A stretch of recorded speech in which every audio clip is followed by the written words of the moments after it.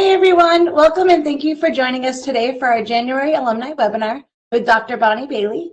I am Robin McLaughlin, Associate Alumni Director here at Northwood University. If you have any questions during today's webinar, please use the Q&A feature to submit them. We will have time at the end to answer any questions you may have for Bonnie. Bonnie Bailey is a seasoned consultant with over 30 years in the software industry, consulting for Fortune 500 companies. Her expertise lies in leadership and career development, business analytics, and enhancing employee organization relationships. As a frequent blogger, she covers topics like overcoming perfectionism and authentic leadership. Her extensive experience includes roles in solution consulting supporting a variety of sectors within business. Bonnie is the first three-time Northwood graduate, receiving her bachelor's, master's, and her doctorate degree in business administration. Her approach is grounded in aligning business needs with effective solutions, leading complex projects, and leveraging behavioral data for organizational success. I'll now hand it over, Bonnie, for you to do the presentation today. Thank you. Thank you, Robin. As you're introducing me, I was scrolling through the names to see who I know. So welcome, everyone, and thank you for joining me for today's Lunch and Learn. And hopefully everybody has their lunch. Feel free to eat and listen, and let's dive in and learn something new. And it's a great month to talk about emerging trends. What's hitting our businesses today?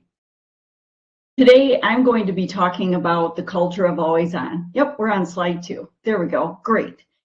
And what the culture of always on is, it's a business trend which is actually affecting employee engagement. For the next 20 to 25 minutes, what I'll be talking about is what is the culture of always on. We'll take a look at the impact both to individuals and to businesses, and then I'm going to share some ideas about being able to lead in this culture. Now, I'm going to be moving through a lot of information fairly quickly. The great news is if I say something super profound, you'll be able to go back to this presentation and listen to it over and over again. As Robin had stated, there will be some Q&A at the end. If we run out of time, you'll have my email and you'll be able to drop me a follow-up note. Now, to appreciate this trend, don't worry, Robin, I'll tell you when to move forward. So she's excited. Anyways, to fully appreciate this trend, we need to first take a look at what's going on in the business landscape, and we need to understand what is the employee experience of work. Now, the culture of always on has emerged out of this most recent modern day business landscape. In my most current research, I just finished up my doctorate in December. I defended in November, so I'm pretty excited. But as I was doing my research in the study, what I found is that today's business landscape, it's marked by decreased levels of engagement, a rise in this phenomena called quiet quitting, and then we have an increase in burnout. A study by Gallup, they actually estimated that the global cost of low engagement to be $8.8 trillion. That's a lot around the globe attributed to low engagement of employees. These statistics, they actually indicate the emerging trend, and it has a potential for lasting repercussions, both within the business landscape and for the employees and their experience of work. Go ahead, next slide, Robin. Now, the diagram that you see on the right actually illustrates the employee experience of work. Now, it might be kind of small on your screen. Don't worry, we can get you a copy of the slide so that you can take a bigger look at it. You can actually zoom in on it. But this diagram, what it does is it's a conceptual framework, and I used it in my studies, and it allows us to take a look at what is the employee experience of work in today's business landscape. And what we find is that you have this spectrum of experiences that are ranging from engagement to burnout. Where an employee is functioning on this spectrum, it's an indication of their well-being, their individual performance, and their turnover intent. High levels of engagement are characterized by employee satisfaction, motivation, and commitment. Employees are invested in their work. Now, the opposite end of this spectrum is burnout. At this end of the spectrum, employees, they're experiencing physical, emotional, and mental exhaustion. And what we find are employees that are distancing themselves from work. Now, the employee experience of work, it actually occurs at the intersection of the individual and the organization. As you can see in the diagram, that you have the individual on the right-hand side and the organization represented as a bubble on the left-hand side. And at this intersection, this represents the employee-organization relationship, and it's referred to as EOR. Each entity within the relationship has different responsibilities, goals, and interests. What I found in my study is that the quality of the employee-organization relationship actually impacts the employee's experience of their work. So think about that. The quality of your relationship in your organization with the organization is going to impact your experience of work. A high-quality employee-organization relationship, it actually boosts engagement, mitigates burnout, and decreases turnover intent. Now, what I found in this study is this concept, this culture of always on, was actually identified as a trend that's impacting the quality of our employee-organization relationships. And it's also impacting where employees are functioning on this scale between engagement and burnout. Today's goal with you in this Lunch and Learn is really to create awareness around this trend, and then to talk about how to lead in this type of environment. Next slide. The concept of always on refers to this organizational expectation that employees should be available, connected, and responsive after work hours. Initially, always on evolved out of business needs. We had a need to support global environments and be available across multiple time zones. We needed to be competitive in the current landscape, and we also needed to meet customer expectations. But what actually began as something that impacted specific industries and different roles, very specific roles, actually has shifted in the era of the pandemic to very normalized behavior. The use of technology such as smartphones and laptops, it's actually made it very easy to be connected, and it fosters a very flexible workday. What we found during the pandemic is always on this phenomena actually intensified as employees shifted to remote work and hybrid environments. What studies have found, not just my study, but other studies have found that constant connection and responsiveness has actually led to increased emotional exhaustion and disrupted work-life balance. Overall, what we're finding in the academic community is that organizational demands have exceeded the employees' capacities, and it's creating a negative impact on well-being and performance. Now, in my study, participants actually described how this trend of always on actually shifted from a description to actual normalized behavior.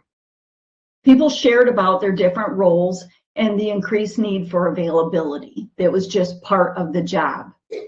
Then during the pandemic, people were really focused on doing the right thing. And there was this feeling of, we're in this together.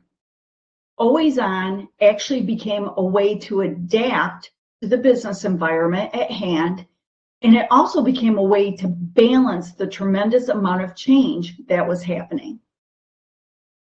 From there, always on shifted to an expectation, and then very quickly shifted into normalized behavior. Next slide. What was initially believed to provide flexibility and support performance for both employees and the organization has actually eroded performance and productivity. Let's take a look at the impact. A study by Belkin and his colleagues in 2020, they actually examined organizational expectations around availability. What they found is an organizational expectation, such as monitoring email after hours, was actually a stressor, and it was negatively impacting well-being. They found that this constant monitoring and this constant availability was actually more detrimental than the work itself. The findings from the study indicated that employees were not detaching from work. And when employees do not detach from work, there's a continuous depletion of their physical, their mental, and their emotional resources. Now, these resources, our resources, each person here, they are actually finite and they can be depleted. And so as a result of an expectation around continuous availability, employees are depleting their resources, it leads to increased stress, and then it reduces performance. From a detaching from work perspective, the study found that employees need to detach from work after hours, both physically and mentally, in order to recover their resources. Next slide. Now, in my own research, the study participants actually described the impact of always on, which led to burnout. Key themes from the study included increased pressure and job demands, an increase in workload, longer work days without adequate recovery, and a disruption of work-life balance. One participant shared about the increased expectation of performance by management without support. Yet another participant talked about the effort and demands that were outstripping both their interest and the time available to do work. And still another participant talked about being overtaxed and overworked to the point that you cannot perform at a manageable level or on a consistent basis. Now, in your own experience, you may not have encountered this trend, and you may not have observed it in your organization. But it's important to understand the culture of always on as it impacts how employees are working, their experience of work, and as we reflect on employee retention strategies. In coming out of the pandemic and looking at things such as quiet quitting and the Great Resignation and the shift from remote to hybrid work, as disengagement and low engagement continues to be a prevalent theme, these are things to consider. Next slide. And what does it really mean to lead in a culture of on? So understanding the impact is just the beginning. The challenge actually lies in navigating and leading in this type of environment. To be able to really lead and influence in this culture, it first really begins with understanding your current organizational norms and expectations. Now, as you think about norms and expectations, we have two types of norms within an organization. You've got descriptive norms and injunctive norms. Now, descriptive norms, they're actually conveyed through formal policies, such as what is done. For example, Pfizer, they have summer hours. It is their policy. It is documented. And they have those hours to enable their employees to have extra time for themselves, for their family, for those friends in the summer months. That is a normative, that's a descriptive norm. Now, an injunctive norm, that is actually, it's about social approval and disapproval of behaviors. And so these are those unwritten rules of what ought to be done. For example, expecting employees to work late without being asked. That is an injunctive norm. And these types of norms are actually their expectations. And they can be at an organizational level, a cultural level, team-based, even manager-based. In many instances, these expectations, they're not communicated and they're unknown to a group or an individual until they're not delivered upon, and then there is a problem. Expectations around availability and responsiveness, they actually need to be communicated. Telling employees just to set a boundary or turn off their notifications, that's not enough, because those are typically tend to be one-off instances, and they're not exactly enforceable or supportable. And so expectations on availability and responsiveness, they need to be addressed at those different levels, the team, the department, the organization.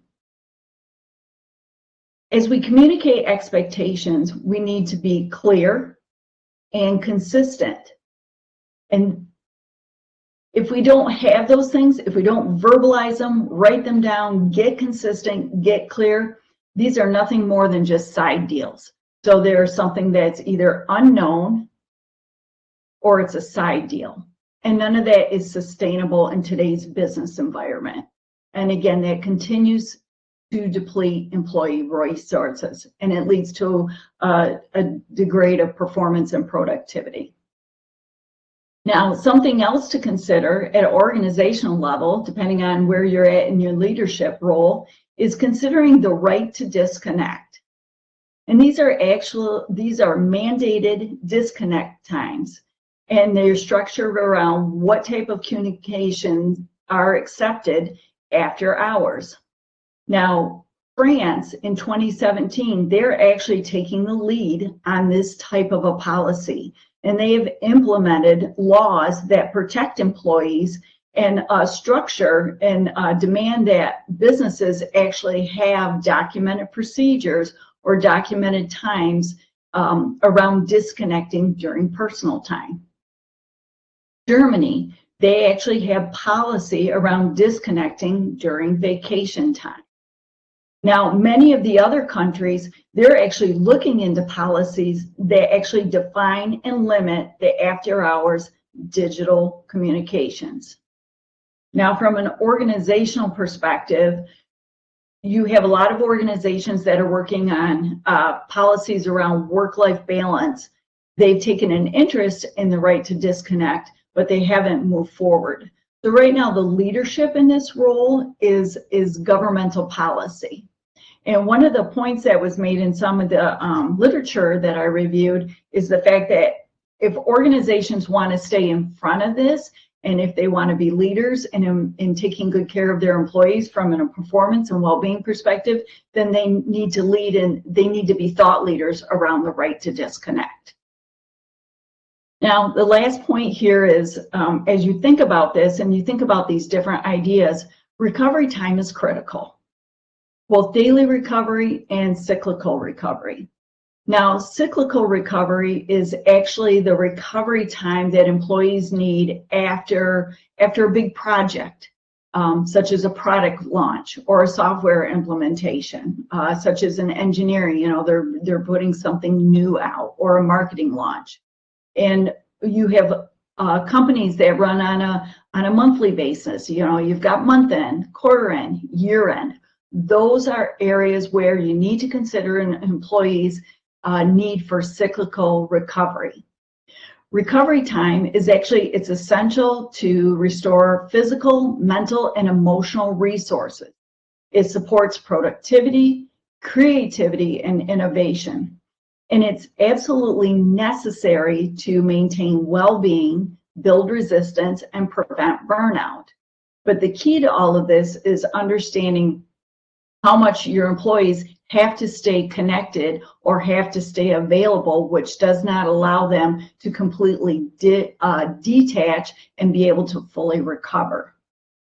So leading in a culture of always on, it begins with knowing your organization's norms and expectations.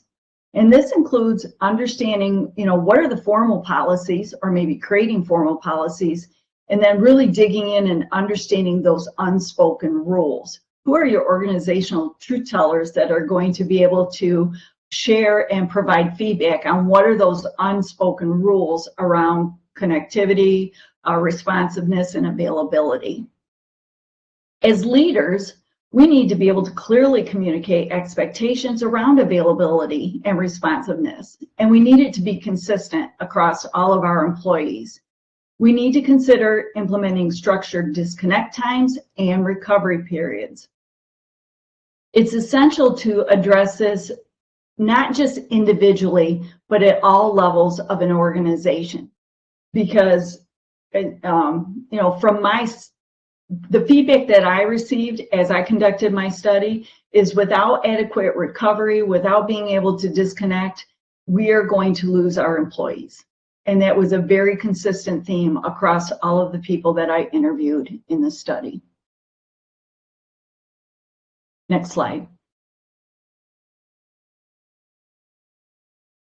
I went through that really super fast. But that's good. We have lots of Q&A time. But think about it.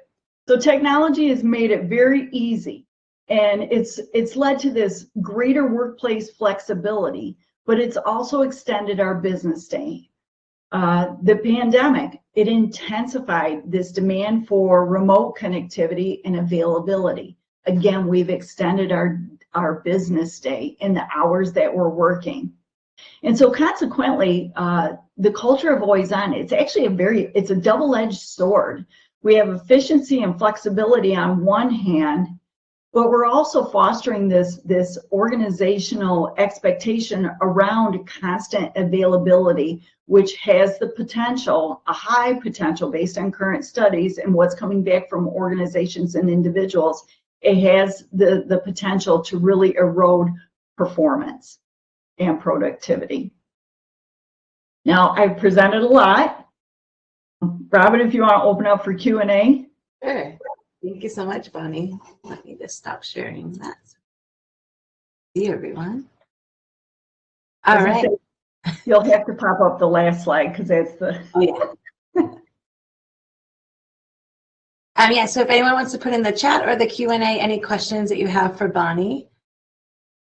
I'll start off with one that I have, Bonnie. Like, have you talked to anyone? Like, how do you, as I recommend for a leader, like a director or a senior manager, like, how do they tell their employees? Like, their employee may want to be always constantly on. Like, how do you approach that? Like, where you're trying to tell them, like, no, take the time. Like, after 6 o'clock, don't send the emails. Or. Well, it comes down to, and what I like to think about is, you can't have choice without awareness. And so it begins with awareness. And it begins with, hey, I'm a leader and these are the trends that I'm seeing. And making your employees aware of the fact that if this is what we are working towards to ensure recovery and rest. We understand there are times that you're going to be connected for whether it's a project, it's a difficult customer, but we also care about your well-being. So it's having those types of awareness informing conversations so that employees are at choice. Now, the other part is you do have organizations that actually monitor that after-hour email, not so much the emails themselves, that's all the phishing and things, but they actually monitor what is the activity level. And they let people know, hey, we're monitoring those activity levels because we want to know if there's a problem. And there are employees that choose to be connected. They choose to be constantly available.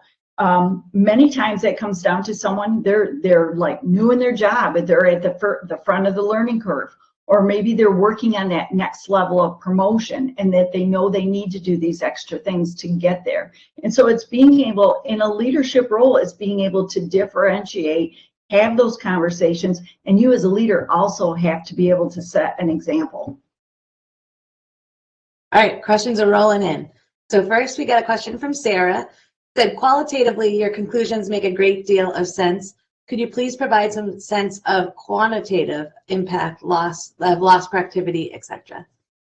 So the quantitative impact is fascinating because as you look at the employee-organization relationship and you look at the impact on turnover intent, which is typically what's being measured, you'll see that you have like a number of 30%. The studies that I researched, one was around 30% was the impact. So as you look at turnover intent, 30% of that was an impact as a result of having to continuously be on.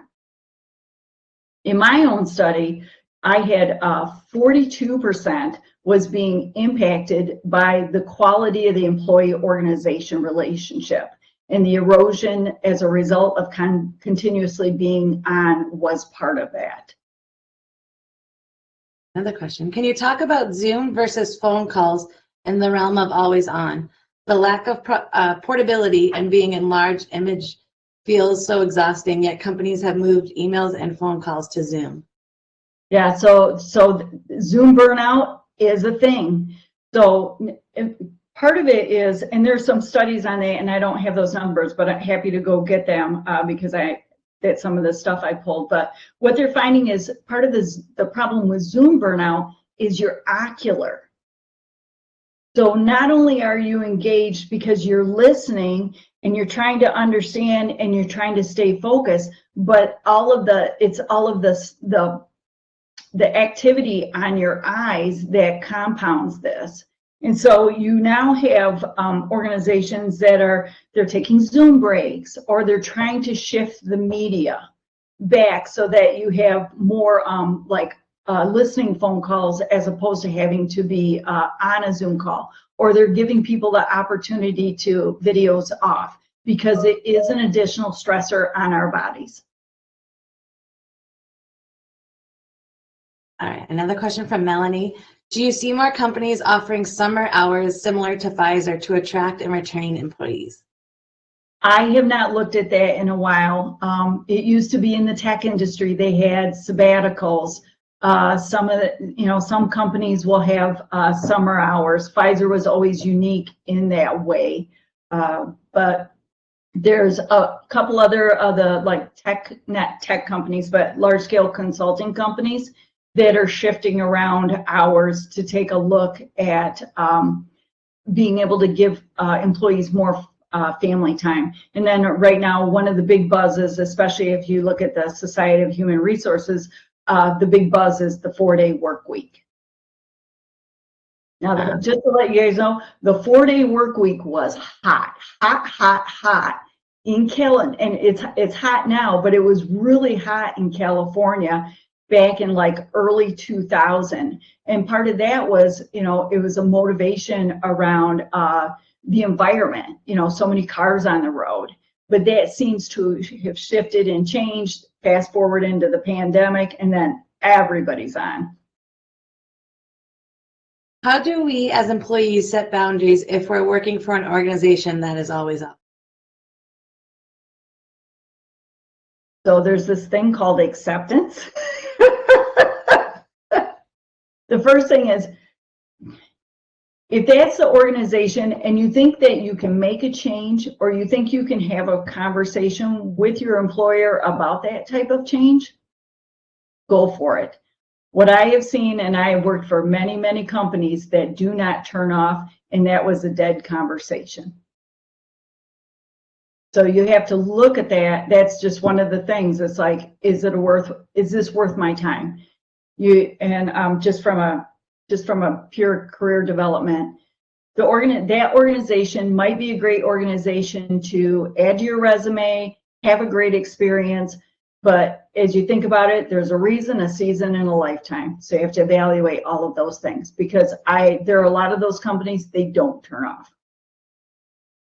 How do you encourage leaders to limit expectations after normal business hours? Limit expectations, their own expectations, or being able to understand the employee expectations. We'll see if they follow up, but I'm guessing maybe on their employees. So one thing that came up, and I thought this was really cool, and I kind of tested the waters on it, is this whole concept of rumination. So you have rumination, you have high ruminators, you have low ruminators, and these are the people that they think about work all the time. And they really have a difficult time turning it off. And so the first thing is you have to understand, am I working with a high ruminator or a low ruminator? And if I'm working with a high ruminator, is it because that high rumination, they're like their brain doesn't shut off and they're constantly problem solving? Or am I working with a high ruminator who is expending resources and just burning themselves out because they're having a problem turning off? So that comes down to really understanding your team, whether it's your directs or a couple levels down. Another question. We got tons of questions. I think this is the most questions we've ever had, which is awesome. In today's society, the younger generation lives in a world of instant response, text, social media, etc. Does your research address how this generation may operate in the work environment? No, we didn't go into the modes of operation, but I'm well aware of that communication style. And again, it comes down to understanding what are the business needs and what are those persons' needs for getting things done. So you've got some individual stuff going on, and then you've got some stuff around the business. As you were doing your study, did you find any surprises? I found all kinds of surprises. People were very, very generous with their time, with their feedback. So I have quantitative and qualitative data. But when it comes to the culture of always on, what was actually surprising, and I made this comment, was how people talked about they used always on as a way to balance. So it was a way to balance the day. It was a way to be able to tend to the, students came home, your kids came home, they weren't able to go anywhere. So it was a way to be able to balance all of that. But now that we are shifting back, what we're finding is that, yes, it's still a way to balance, it still offers flexibility, but we're finding that it's just the erosion of people performing and not being able to turn off.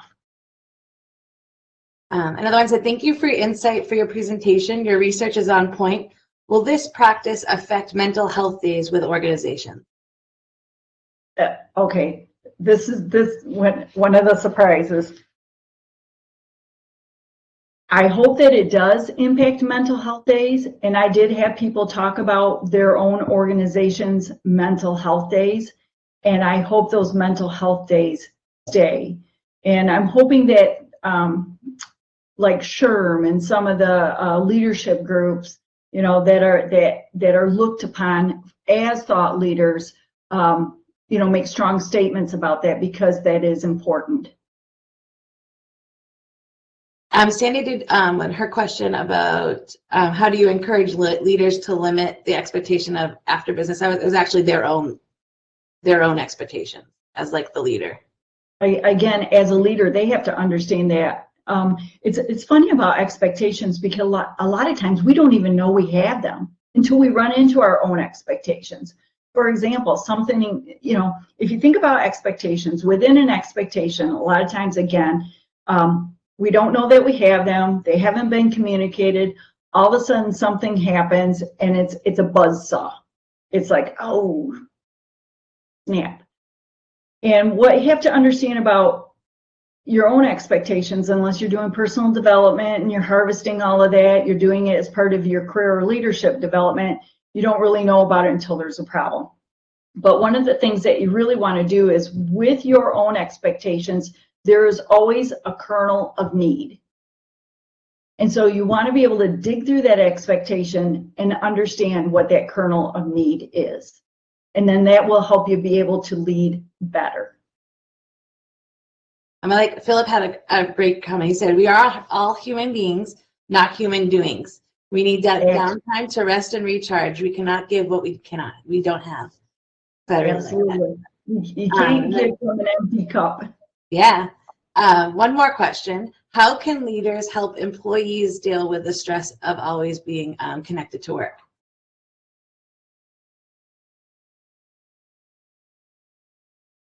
You have to understand what are your triggers. And again, as Philip said, we're human beings. We're not robots. And so there's the whole idea of you need to ask, tap the brakes, as opposed to waiting and hoping somebody notices. And so there's a little bit of this, you have to take responsibility for your well-being. You need parameters. Organizations need to have better, stronger parameters, and people need to be able to tap the brakes without fear of repercussions.